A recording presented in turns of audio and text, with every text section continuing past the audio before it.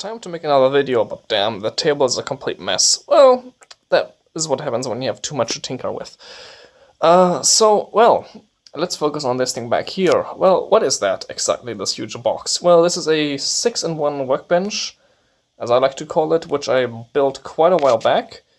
And the idea of it was I just used pretty much spare parts I had lying around on some cheap crap I found on AliExpress, just to build myself a 6-in-1 workbench. We have a soldering iron, we have a power supply, we have a which is adjustable, we have a fixed power supply, which is just a PC power supply, giving me 3.3 volts, 5 volts, and 12 volts. We have a frequency or function generator, an oscilloscope, and a desoldering gun, which turns out is actually not that good.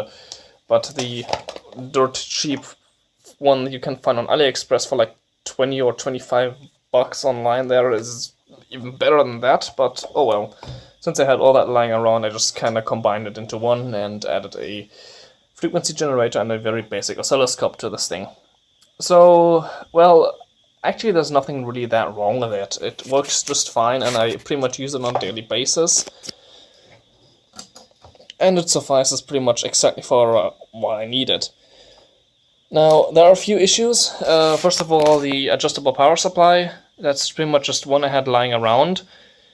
The potentiometers they used in this thing are absolute garbage, and for whatever reason, I cannot get this thing beyond 3.8 amps. I have no idea why. It's supposed to go all the way up to 5. But, oh well, I'm just gonna go ahead and find out what exactly that potentiometer there is and see if I have a box of spare parts. The other thing, the soldering iron is pretty much garbage now. It's unusable. This is just pretty much a fixed plug soldering iron that has a dimmer in it, and the dimmer is in here. And it's not really precise at all, it's just, yeah. And this actually is the very first soldering iron I ever had, and for that, it's totally fine. It's a basic soldering iron, but hey, at least you can adjust the temperature on it.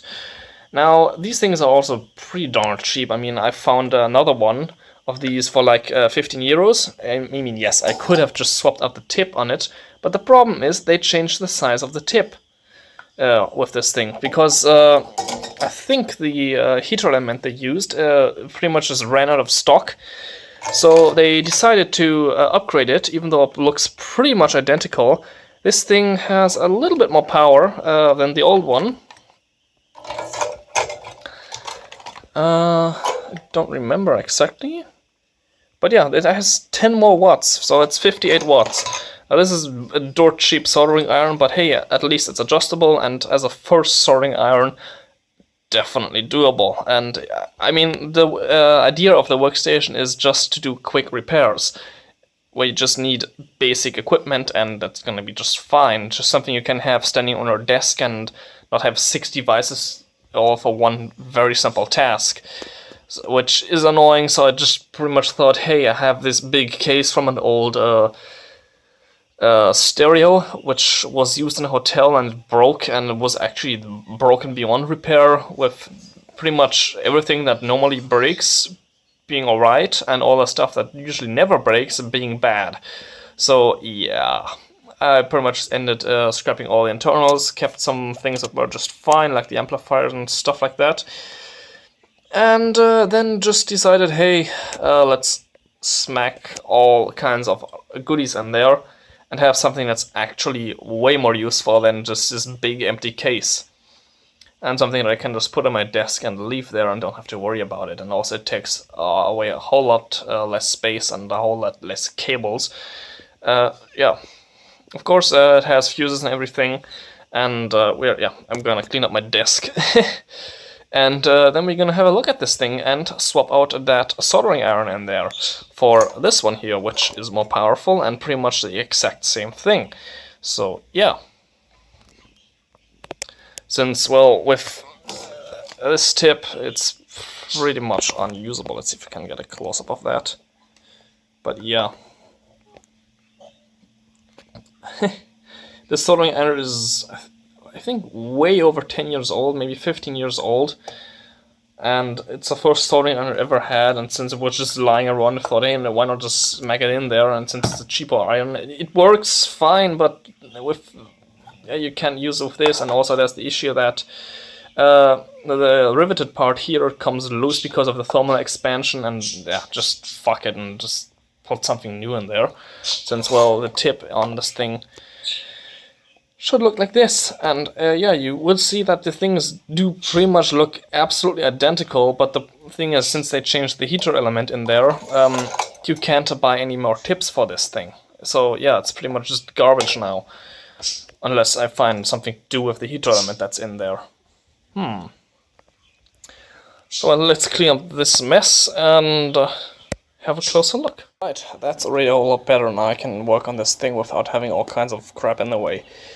Now, one of the issues that I didn't mention before, but you can hear it probably already, is this thing has a fan on it. It actually has two fans. One is for the PC power supply, which just pretty much regulates itself automatically, and one is for the variable power supply. Now, since that heatsink back here gets quite hot, and I just decided to, hey, why not attach a fan to it? Which turns out to be a really good idea, since everything stays much cooler and the performance of the thing increases. But the fan is already running. It's not doing anything. And it's annoying, it's loud as well. So that's probably one of the first things I'm going to take care of, is to go ahead and adjust the fan there to just be quiet at this kind of temperature. It has a small sensor on it, which is pretty much just controlled through a MOSFET. But still, it's annoying.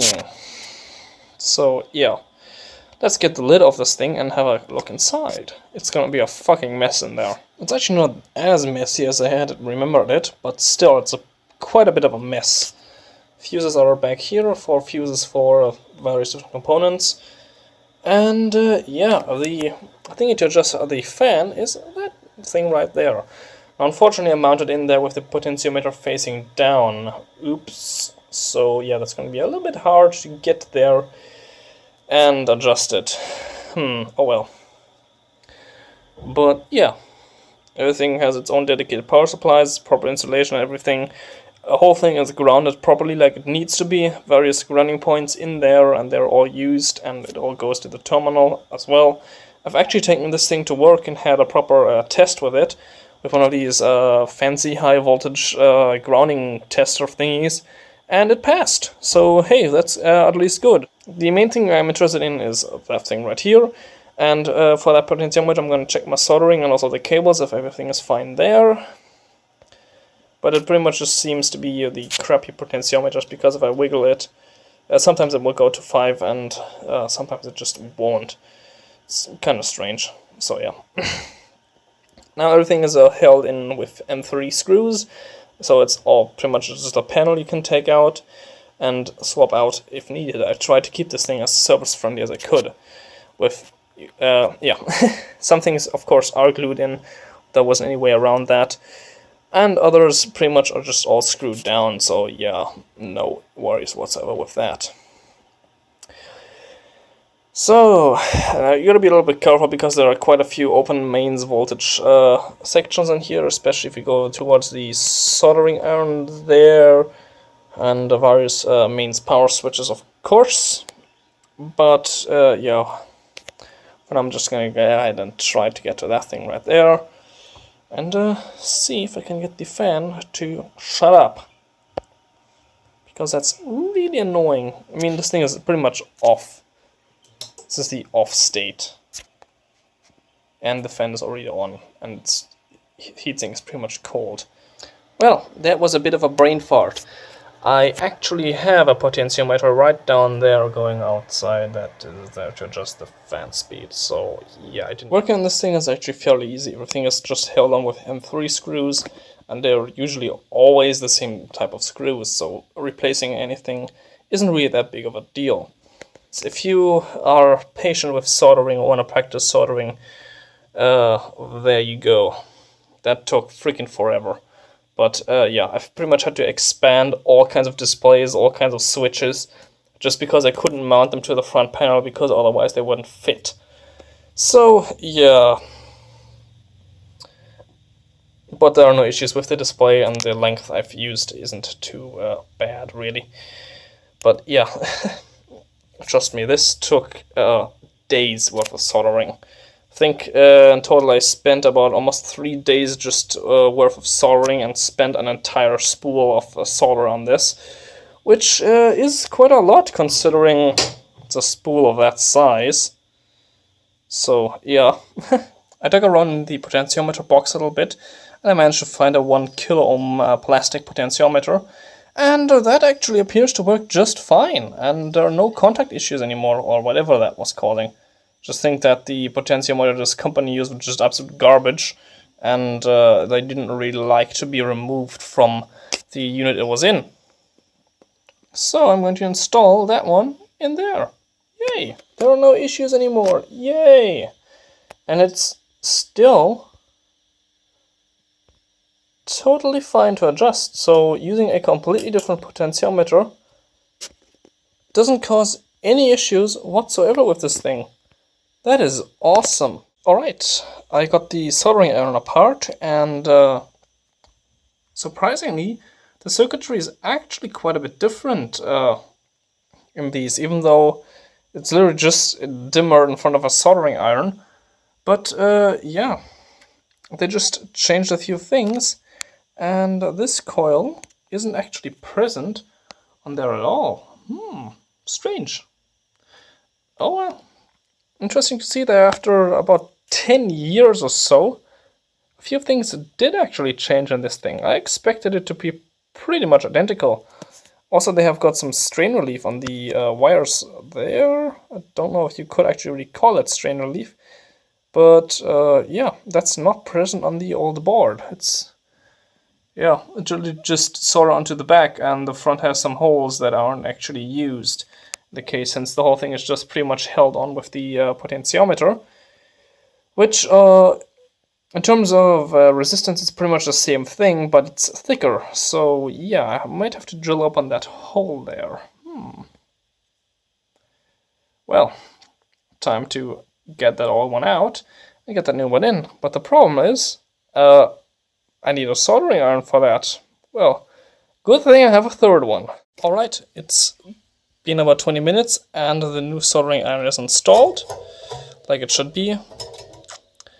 They changed something about the stand, but because maybe I should use the new stand for this. Hands getting dirty for no reason. But yeah, the new one is installed. A new circuit board is mounted and screwed down. Everything is hooked up. So let's power it up. And it sounds like it's working. So yeah. While that's going to warm up, I'm just going to give you an overview of the whole unit. Here's the adjustable power supply. Goes up to 32 volts-ish and 5.5 amps, 5.4, whatever. Down here is the PC power supply, which is that big box back there. And it's just 3.3 volts, 5 volts, 12 volts, and ground. And there we go. Now you can also hear the fan going in there. Next to that is the function generator. Now this one actually is powered by the PC power supply. The problem is this is a kit that doesn't have an inbuilt negative 12 volt generator. So it needs 12 volts in order to function.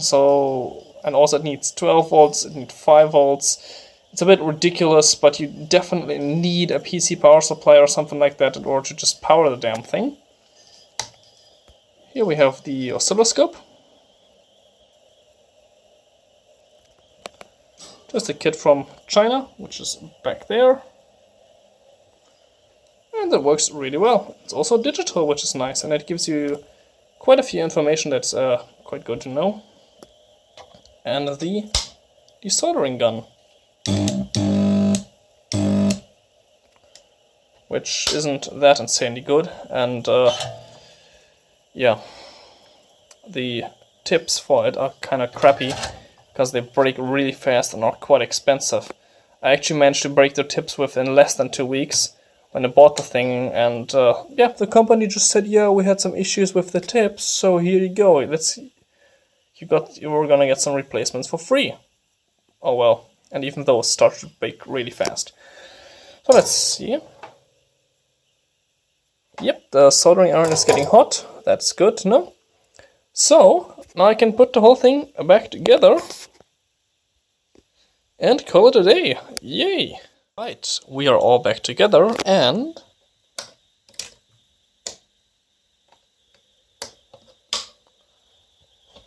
there we go. Everything works just like it should.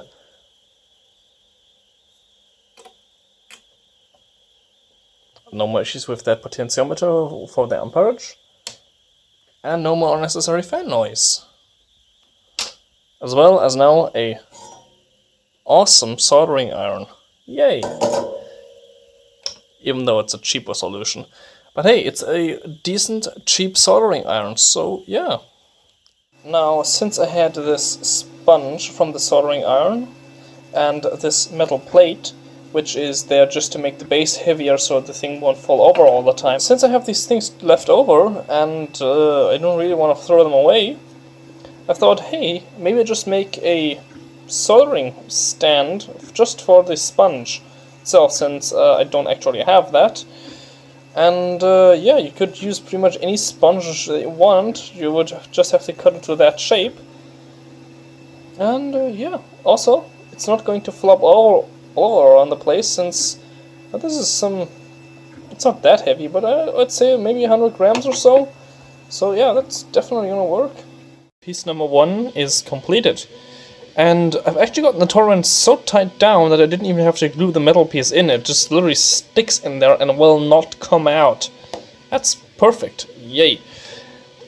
So, well, now the top part is missing, and that's why you still hear the printer in the background. But I also glued some feet to the bottom, just to make sure it doesn't slide around all over the place. And yeah, on a rubber surface, this is not moving at all. That's awesome. Great.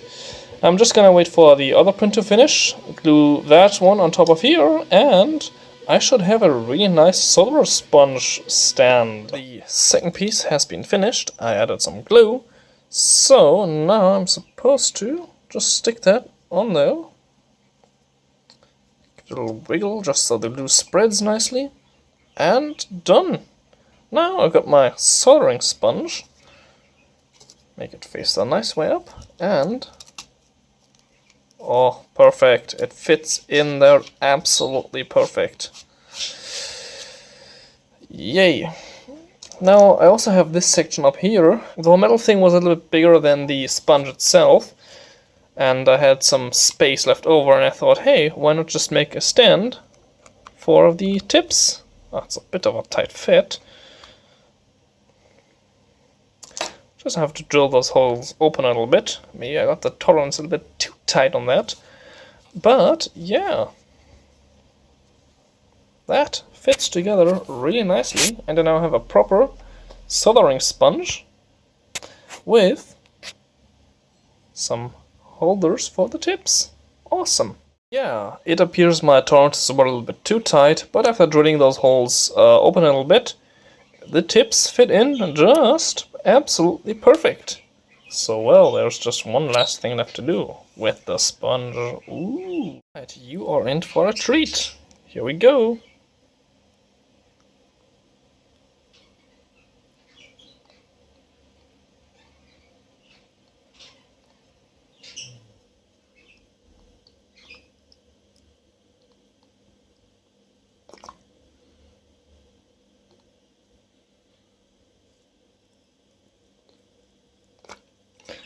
Really doesn't need a lot of water, and there we go, it's expanding nicely. I actually decided to redo the thing that holds the sponge, because there was a bit of an issue of it being too short, and the sponge did actually manage to slip out, and I couldn't get it back in anymore. And also I still had issues with those holes, even after I drilled them like 5 times. Oh well, sometimes you make a mistake, and then you improve. So now, the walls are almost as high as a sponge, not about they are about a millimeter lower, so that means I have a nice big surface area to use, and there is no issue whatsoever with the holes for the tips. Yay!